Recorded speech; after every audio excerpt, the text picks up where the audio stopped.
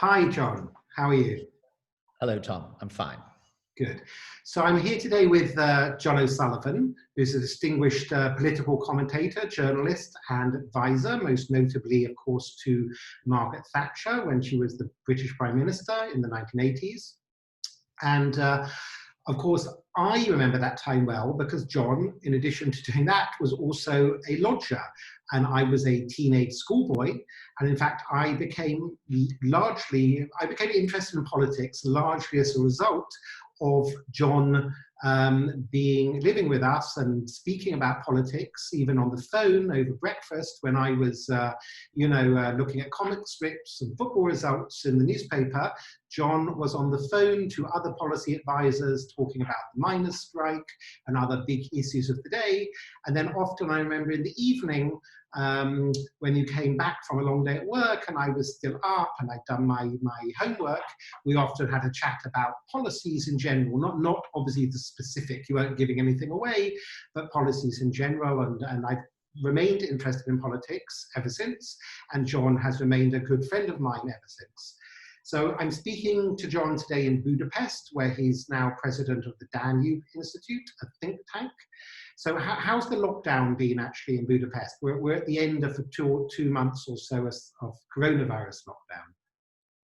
It's been very relaxed. First of all, the Hungarians have been very disciplined. They've more or less kept the rules most of the time. But the police, therefore, in response, have been very relaxed as well.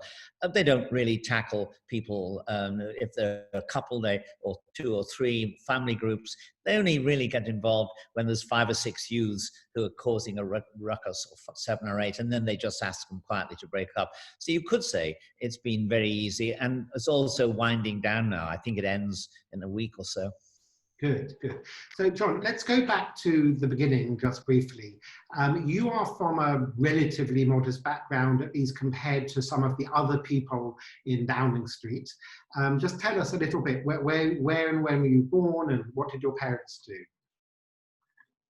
I think the Downing Street staff was quite varied, actually, socially, but I'm the son of a man who was a sailor, though for most of my life he was the chief steward and purser on a passenger ship. My mother was a shop girl; she sold shoes. I'm Catholic, and so I was lucky enough to be able to go to a very good school. It was what we call a direct grant school, a kind of halfway house between public schools. In Liverpool, yes? In Liverpool, in the north of England. Outside of Liverpool, in a town called Crosby. Yeah. Mm-hmm. And, a suburb of Liverpool. Yeah. So let's see. Let's jump to Mrs. Thatcher, because I think that's interesting. How was it working with her? How did you meet her in the first place? Any interesting anecdotes about her? Well, it was very pleasant working for her. She was an extremely good boss, very thoughtful, insisted on people working for her and ministers as well, that they got proper holidays, that they weren't overworked. But she wanted them to work hard, on the other hand, and she was quite tough, particularly with people higher up. I used to say that she kissed down and she kicked up. The ministers she held to account. She could be very tough in cross-examining them, making sure they'd done the work, testing their arguments. But to people serving tea, and particularly to the detectives, whom she adored, really, she was kindness itself. And I'd say she was very popular generally in Downing Street. You mean the detectives guarding the Prime Minister? That's right. I mean, they were actually armed, though most of the time you never really knew it. And I think she knew they would have taken a bullet for her, as the Americans say. And she was very kind and thoughtful and warm towards them in response to that.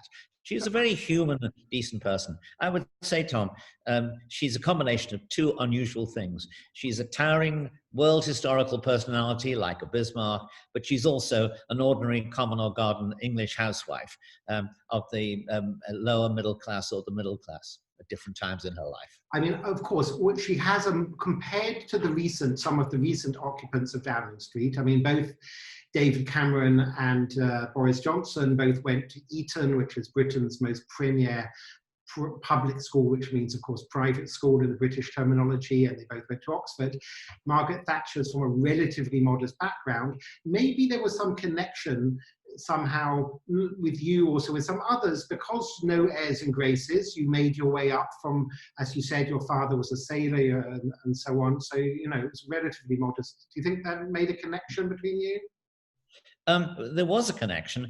I think Mrs. Thatcher was equally at home with all kinds of people. She didn't really look at people through class-tinted spectacles. She was aware of religion, and she knew I was a Catholic. And then I discovered something interesting in an Irish Times article, that she was descended from, she was an O'Sullivan. And I wrote a letter to her at one point, advising her actually to go on television and the Terry Wogan show, saying that, you know, the Irish, particularly Irish Catholics, tended to vote for Labour, but I thought she could win them over. And when I wrote this in a note, and she sent the note back, ticked and so on, and then corrected. I'd written, I believe you are an O'Sullivan on your mother's side, and she crossed out mother and wrote fathers. So I think that did effectively mean that there was a kind of a link between us.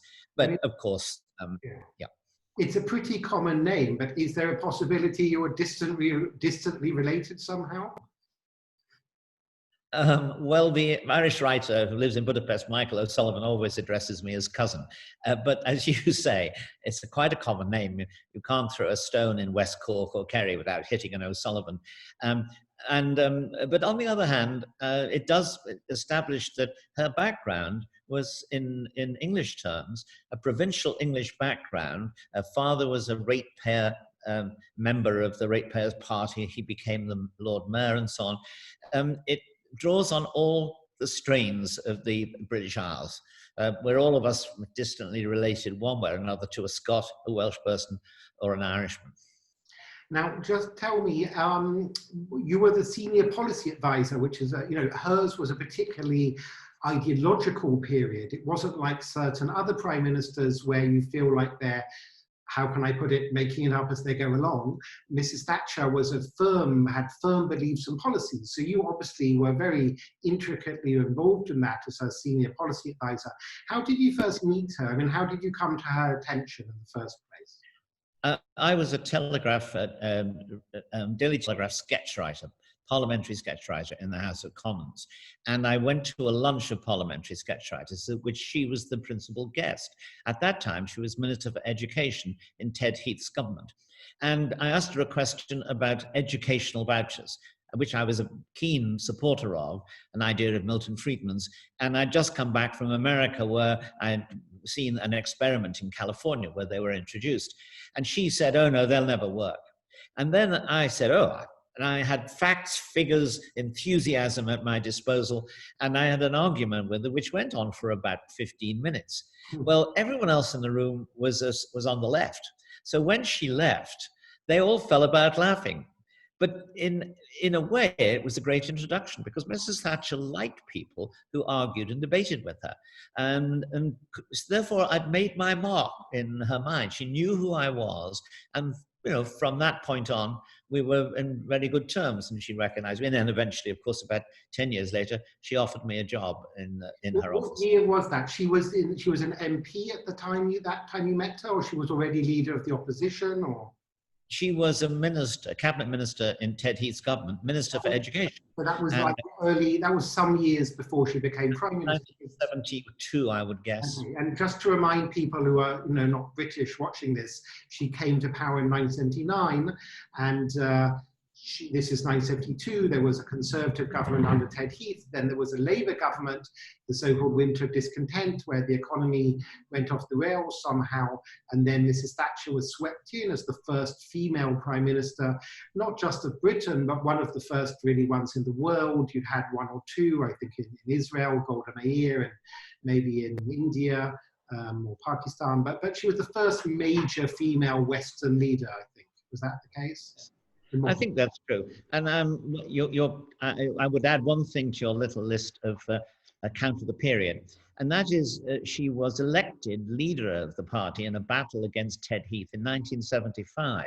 And the period from 1975 to 1979, when she wins power, is a very important period where she did a lot of the rethinking that later provided the grounds for Thatcherism. I think Mrs. Thatcher was an extremely hardworking politician. She had firm views, but she always worked to make sure that she had good grounds for those views. She wasn't just content to accept her own views. She wanted to test them and make sure that they were valid. And so that period of 4 years was key to understanding how she became Margaret Thatcher, the stateswoman, rather than simply Margaret Thatcher, a clever young scholarship girl who was rising.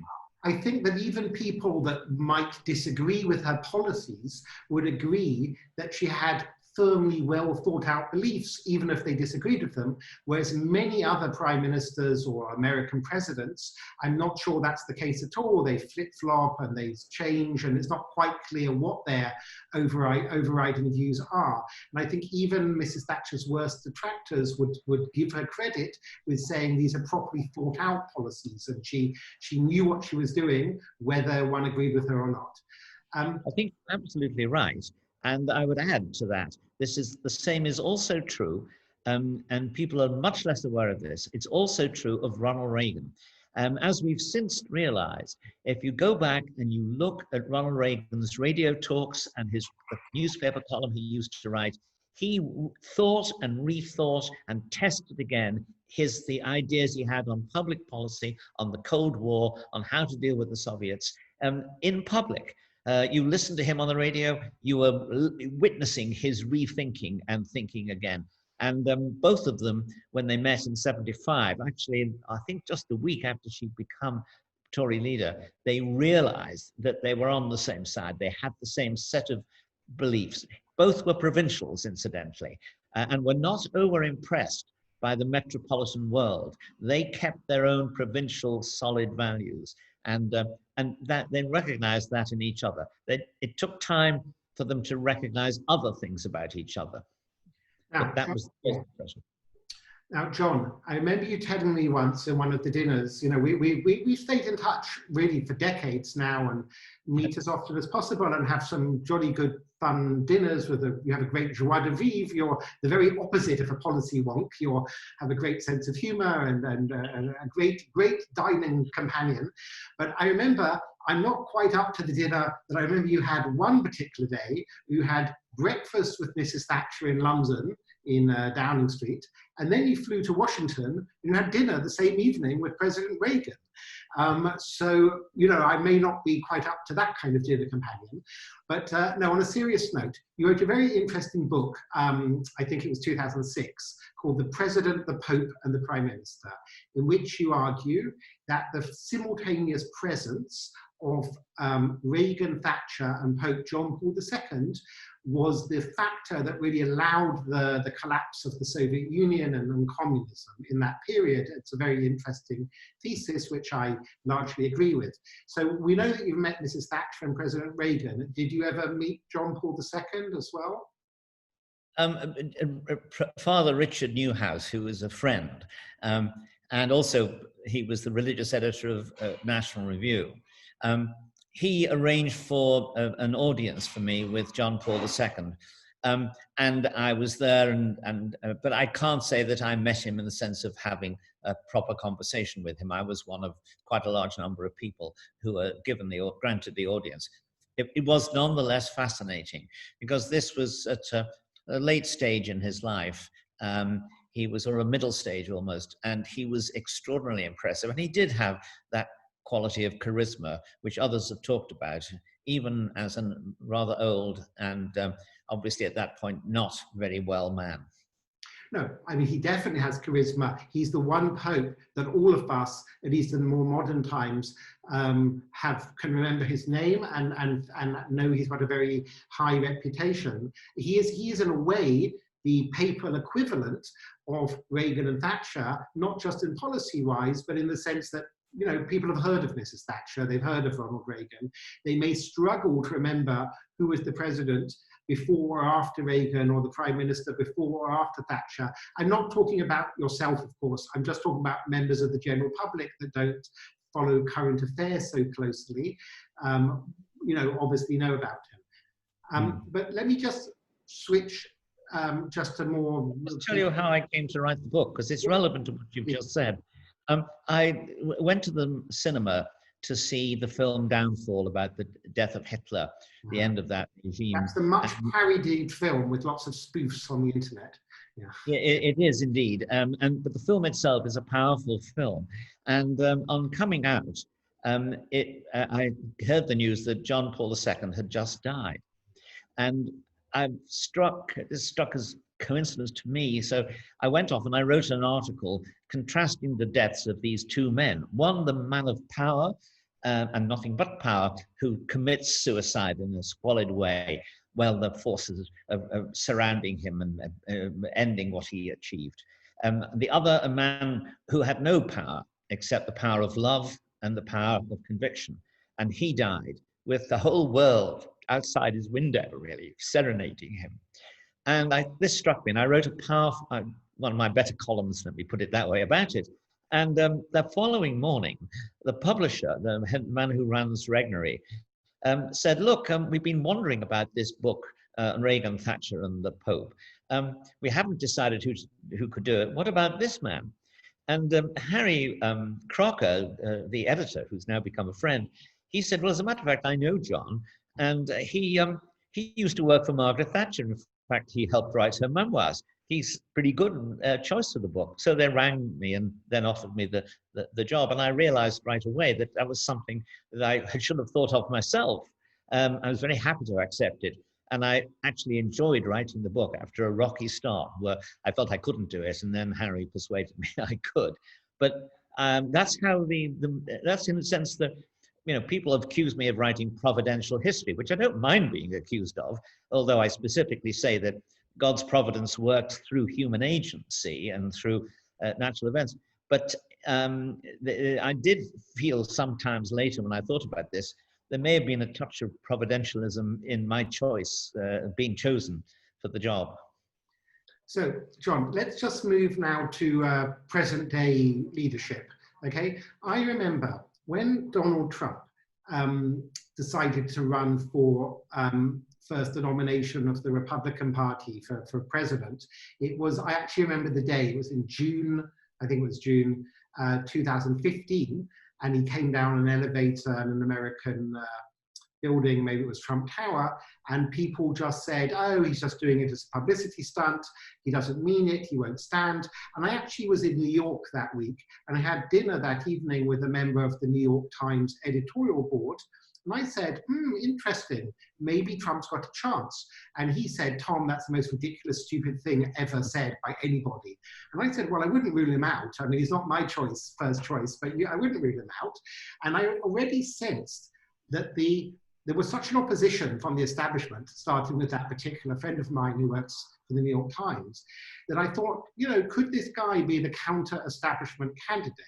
Now, your wife, Melissa, who is, of course, from Alabama, she really knows and understands the American heartland in a way that all my urban, largely liberal, middle to upper middle class media and academic and political friends in London and New York and elsewhere, they really don't get America. And it was actually Melissa that persuaded me at a very early stage of Trump's campaign that the Republican Party, the activists, were going to choose Trump. And they weren't going to choose Ted Cruz or whoever, Rubio. And I remember speaking to you at the time, and you were not a Trump supporter, whereas your wife, Melissa, was a supporter.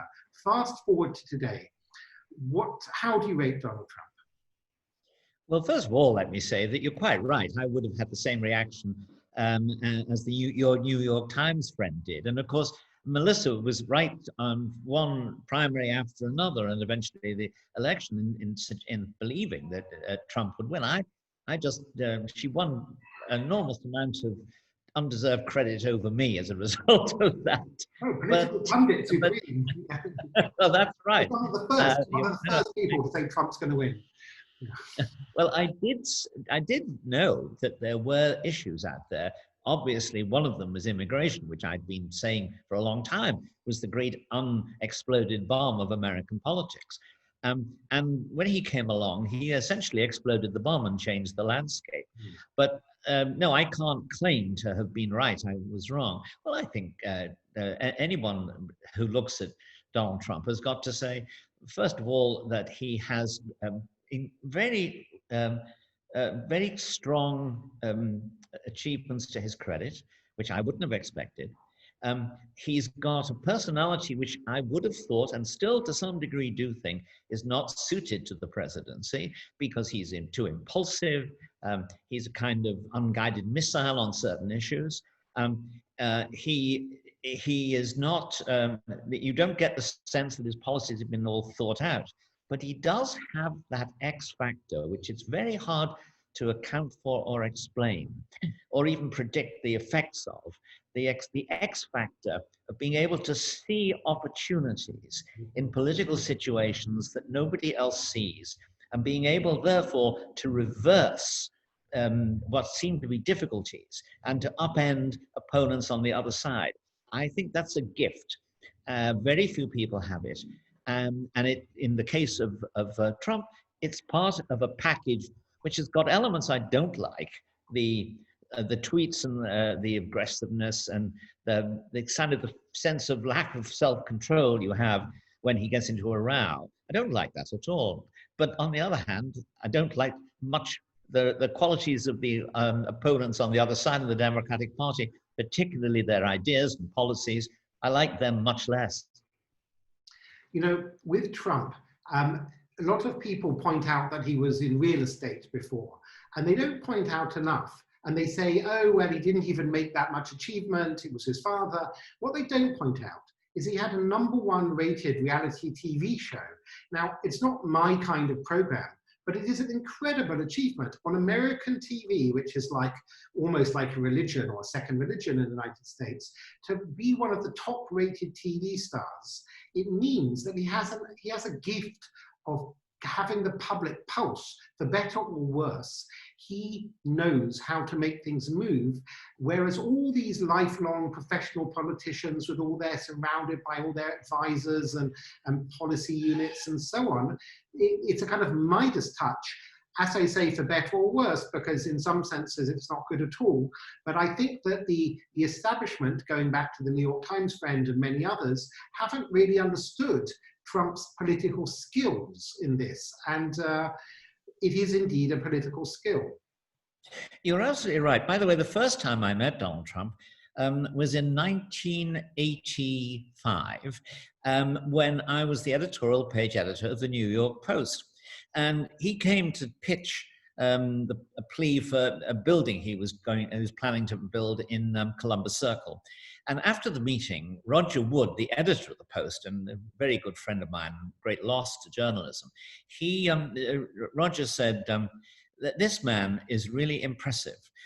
Keep an eye on him. I wouldn't be surprised if he ran for president one day. Now, I didn't think about that for 20 years until 20 years later, he did run. Well, actually 30 years later, he did run for president. And by which time Roger was no longer with us. But he saw something there. And what I see, I saw a good-looking, clever man with an ability to pitch an argument very effectively. If he'd been in Hollywood, and this may explain your point, if he'd been in Hollywood, I think he would have been a brilliant pitchman and selling ideas to producers. And he turned out to be that to the American people. Yeah, he's a salesman. And just to compare him briefly with Michael Bloomberg, who of course stood for the Democratic nomination, and I don't know enough about Bloomberg, but I'm sure he's a very accomplished businessman and probably has good policies and is a solid person, but he does not have that popular Midas touch. He very much lacks it. And in this world, also, Trump saw Twitter. He was very quick to see the most modern method of getting your message across. You can do it in a few words on Twitter. He can override journalists and go direct to the American people, and he can also make himself the news story. And he's been very effective at that for his benefit. if I can just move quickly to journalism, in fact, because John, of course, you've worked for the Telegraph, as have I. You were the vice president of Radio Free Europe in Prague. You've worked, I think, for an Australian magazine, Quadrant. You were the editor of the National Review, the American magazine, and written for many other newspapers and so on. I mean, what's your view of journalism today, both because of the ways the internet has affected it, but also it's so partisan today, especially in America? Well, yes. Well, let me say that my mother, when somebody said the kind of nice things you've just said about me, would reply, "Well, I know John just can't seem to hold down a job." But well, the media is a fickle place. No. But John, even though you're very young and young at heart, you're not a teenager anymore. So and you're still working full time. So you've had a lot of jobs because you started early and you're still going strong. So Well, the answer to your question about journalism is, of course, there's been a tremendous shake-up, and the idea of the credentialed journalist as a professional, I think was never right. We've never been a profession. We've never controlled entry. We don't have means of expelling people from journalism, because anybody who's got a pen and an opinion can become a journalist. And I think that's right. And I wouldn't like to have a kind of caste of journalism, which a lot of journalists would often propose, forbidding other people, in effect, to become journalists. And what we've seen with the internet is the idea of the journalist as every man, or every man as the journalist, has become a reality. And that's meant that a lot of people who have no journalistic training, but are experts in their field sometimes, or who have very strong ability to write and very strong opinions, they now challenge people who previously, in a sense, dominated the field, and dominated it in a sense that anybody who wanted to be a journalist had to win the approval for entering the profession. In a sense, you had to be hired and you had to be promoted by them. I think that there are bad aspects to this, but on the whole, it's a good thing. We have seen amateurs bring to bear very strong critical analyses to stories which then turned out not to be impressive. I mean, we could talk about one or two examples, but I think everybody accepts that the reality of that. That's made, when you have editors in all over the world who get the job by virtue of buying a laptop, then any journalist who's writing has got to be more careful. And until recently, I think there was an improvement. But unfortunately now, the depressed situation of journalism as a profession, as a trade, has led to, I would say, curious development in America and British journalism, in which people decide that objectivity, or the attempt to be objective, impartiality, they should abandon those ideas, because they should abandon those concepts, those restraints, because it's more important for them to get their views, their opinions across. And that means they ought to be free to denounce presidents and prime ministers. Well, they are free to denounce them, but they claim that it's part of the journalist's job, not to tell the truth, not to hold people to account, but in a sense to take sides in a political argument, and to choose one side over the other. There have been cases in which people say it's a journalist's duty, for example, to attack Donald Trump. I think that's bad journalism. I think it's a journalist's duty to tell the truth. And suppose the truth is favorable, as it sometimes is, to Trump, you have to tell that truth as well as the truth of his errors. I would actually add, it's even more than that. When a kind of power elite in the so-called mainstream media, including in Britain, like the BBC, when they all jump up and down and try to tell people what their opinion should be, it actually has a reverse effect. The general public aren't buying it, and we know this. Look, we know, let's say, The Guardian, a certain proportion of Guardian subscribers vote Conservative. They may find it interesting, but their views are not going to be told how to vote. but everything you say I agree with, but you still have publicly funded institutions, particularly the BBC, which remains the world's biggest news broadcaster, where they're using public funds to push certain views on certain issues. And let's say the Middle East, if I can just talk about myself for a second, I have been invited on regularly, really across the world, new TV and radio. And indeed, I've been invited on BBC Arabic. The BBC, the Arabs, the Palestinians working for BBC Arabic are quite happy to hear my views. But to get on the English language BBC, they're a bit worried that I might say something they don't 100% agree with, so they won't even give people like me a chance. And I know from many others across a range of issues. So, but I agree with you that the internet has democratized journalism up to a point. Yes, let me say that I don't believe most of the journalists, and maybe none of them, actually are self-consciously biased in the BBC. I think simply that they're so used to hearing each other say the same things that they confuse a collective opinion they have with reality.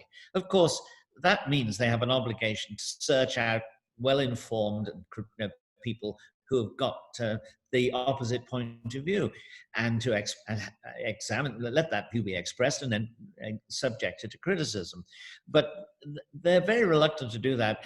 As you've probably seen, there's just been the case of Emily Maitlis on BBC, who made the statement at the beginning of Newsnight, which was in fact clearly a kind of editorial against the present government and Dominic Cummings, the advisor in particular. Well, the BBC... So people know, this is the advisor, Dominic Cummings is the chief advisor to British Prime Minister Boris Johnson. Yeah. And we won't go into the controversy, which is very complicated, but the point is that there are two clear points of view here. There's not just one. But she represented herself as the spokesman for one point of view, which she said was the truth, the reality. And the BBC has basically apologized for that. But a lot of her colleagues have now rallied around her. Now, sympathetically, in human terms, I can understand that. But they shouldn't endorse the idea that the view they have of things is reality. You've always got to be alive to the possibility that you're wrong. And that, I think, is hard to do if you recruit people from exactly the same background and the same opinion, because they're not going to notice instinctively what's wrong about their own views. It's as simple as that. Sure. I mean, when I remember when I left Oxford, those people who got jobs at the BBC News had completely the same political opinions. They just wouldn't hire anyone else. They don't actually want to be challenged or hear something else.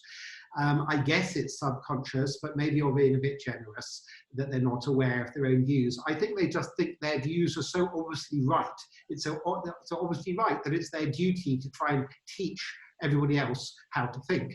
But all I want to say is it doesn't work. You have cases like Brexit, where most of the media took one view and half the British public, or a little bit more than half, took another view. So, and we had it also with Trump. I believe most Republican supporting newspapers did not endorse Donald Trump. Very few media in America endorsed Donald Trump, and yet roughly approximately half the population voted for him. So yeah. I'm not sure how much influence the media have, even when they're trying to tell people what to think. Well, that's perfectly true. And I think there are different ways in which the lack of influence can be seen. First of all, of course, a lot of people don't pay close attention. I mean, if there's a story about, let us say, a dispute in the West Bank, most people carry away from that there's been a dispute in the West Bank. They don't, all of them, know the exact details, and then many of them are not particularly interested. But of course, we read things through our own spectacles. I mean, when I read something in the Guardian, which I frequently do, or the New Statesman, obviously my spectacles are attuned to be more critical than they would be when I'm reading the Spectator. So sometimes the bias is on our own part. We have to be aware of that. But in general, I think it's fair to say that it would be healthier for all of the organizations, all the newsrooms, to have at least a fair number of people who believe in God as opposed to being totally secular. Fair number who believe in the past, I would have said free market economics. Now I think you probably want to have one or two who believe in state intervention, because free market economics become far more generally accepted. And then finally, of course, I think there should be, in the case of America, many more Republicans in newsrooms, many more Republicans in academic faculties, many more Republicans on the boards of charitable foundations, because the donors to charitable foundations include a lot of Republicans. And we want to see genuine argument and well-informed debate in all our major institutions. And in the last 30 years, we've gradually lost that balance of opinion. So, John, tell me, you've met a lot of impressive people in your life. Are there any other people in particular? I think I remember you telling me that I know, for example, it's not only America and Britain, you know at least one, possibly two Australian prime ministers. Also, of course, when you were at Radio Free Europe in Prague, in the Czech Republic, I think, you met Czech leaders and others. Yes. Well, in Australia, I'm fortunate enough to have met and to have discussed matters with John Howard, who I think he's bidding with, battling against Robert Menzies to be regarded as the best Australian Prime Minister we've yet had. And John was kind enough to invite me to deliver the John Howard Lecture 2 years ago, which I did. And we had a very interesting dinner afterwards with a group of Australians, different backgrounds on the future. Another is Tony Abbott, who was Prime Minister for all too short a time. And I think the Liberal Party has learned to regret that loss and their decision to, in a sense, defenestrate him, just as the Tory Party has learned to regret getting rid of Margaret Thatcher. That getting rid of her and those people has meant that there is a kind of a wound in the party, because both of them were, in each case, they had the support of the great majority of their grassroots supporters. And that has meant the Tory party and Liberals have had to struggle hard to reunite the party after what ordinary members of it think that is, in a sense, a regicide or matricide in Mrs. Thatcher's case. Interesting. What about, well, you know what, we haven't got too much time now. Let me just finish, if I may, on a more personal note. When my father, John Gross, died in 2011, you wrote, such a beautiful tribute to him in the National Review, and you also, I think, made some remarks elsewhere. And I know you were very fond of him, and he was of you. Do you have any particular memories about him? Well, John, of course, was a great literary mind. He wrote, in fact, the book, The Rise and Fall of the Man of Letters, which is, I think, one of his best books, as well as books on Shakespearean characters and so on. But he also had this wonderful lighter side, which was he was very interested in music hall, in vaudeville, in theatrical reviews, and so on. And he was delighted to discover that my uncle, Billy O'Sullivan, was a comedian on the music hall stage and a singer, who went under the name Billy O'Sullivan, the Rogue with the Brogue. And he made some efforts to check with Roy Hudd, the historian of that kind of theatre, and Roy very kindly, he died the other day, alas, he kindly sent me some material about my uncle. But it was great fun for my sister and me having this somewhat glamorous figure who would swan into town, looking glamorous, a silk scarf around his neck and a wonderful camel hair coat and good-looking wavy hair and moustache. And so he's like a character from a novel, really. And but it did instill in me a lifelong love of all kinds of theatre. One of the reasons I went to London University was because I could go to the theatre more often. And I've always been glad of that. And I was glad for John's friendship. I remember almost one of the last things he was delighted quoted to me was he'd just been listening to a radio program about theatrical reviews in the 30s. And he remembered the lines of two characters came onto the stage and one said, sorry, what is this going? I'm Hengist. He's Horsa. We're mentioned in Chaucer. kind of foolish Well, absurdity. that in a way links my father's, great literary writings and skills as an adult with his actually East End of London origins in a poor area of the East End, Mile End. And when I was a kid, he used to tell me the music hall songs from his childhood, like Two Lovely Black Eyes, or Burlington Bertie, or I'm Henry VIII, I am, I got married to the fella next door, whatever, though she's been married 7 times before or something, everyone was Henry, whatever. So anyway, I think it's very nice bonding for him that I think he was thrilled knowing about your uncle. I remember him telling me.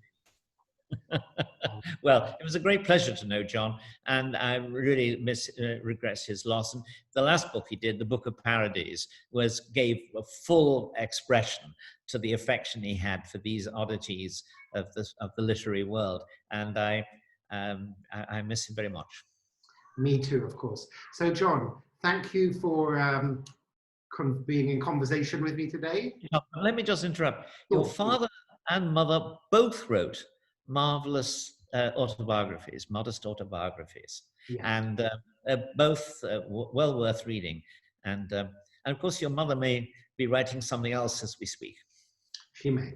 All right, John, thank you very much. And we will speak soon. And stay well. I hope the coronavirus situation completely clears up and we can meet up soon. Okay. Thank you very much, Tom. Nice talking to you. Bye-bye.